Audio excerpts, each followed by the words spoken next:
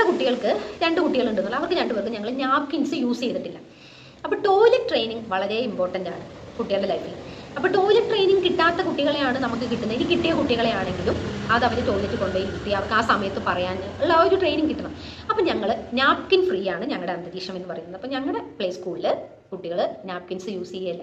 അപ്പോൾ നിങ്ങൾ ഒരു മൂത്രം ഒഴിക്കില്ല, അത് നമ്മളത് ക്ലീൻ ചെയ്യും. പക്ഷേ എടുത്തു പിടിച്ചു ഇന്നലെ വരെ നാപ്കിൻ യൂസ് ചെയ്തൊരു കുട്ടീനെ ഇന്ന് കൊണ്ടുവന്ന് നമ്മൾ നാപ്കിൻ കളഞ്ഞ ആ കുട്ടിക്ക് അതൊരു പ്രയാസം. ചില കുട്ടികൾ നാപ്കിൻ ഇട്ടാലേ മൂത്രം ഒഴിക്കുന്നുള്ളൂ. അപ്പം അങ്ങനെ ഉള്ള ഞങ്ങൾ എങ്ങനെ മാറ്റം വരുത്തുന്നു എന്ന് വെച്ചിട്ടുണ്ടെങ്കിൽ ആദ്യത്തെ ദിവസം ആ കുട്ടി വരുമ്പോൾ നാപ്കിൻ ഇട്ടിട്ടാണ് വരിക. അപ്പോൾ ആ നാപ്കിൻ ഞങ്ങളൊരു 11 മണിയൊക്കെ ആകുമ്പം അഴിക്കും. അത് കഴിഞ്ഞിട്ട് ഒരു ഇടയ്ക്കിടയ്ക്ക് മൂത്രം ഒഴിക്കാൻ പിടിച്ചു നോക്കും. ഗ്രാജുവലി 3 ദിവസം ശരിക്കും ഞങ്ങൾ മനസ്സിലാക്കിയത് 3 ദിവസം കൊണ്ട് നാപ്കിൻ ഇല്ലാതെ ആ കുട്ടി പറയാൻ പഠിക്കും.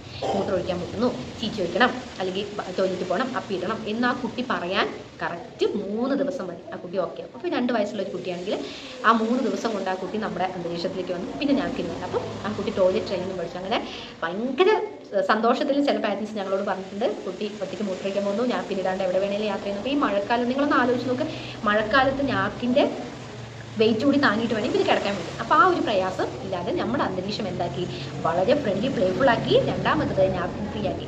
ഈ 2 പോയിന്റ്സ് ഞങ്ങൾക്ക്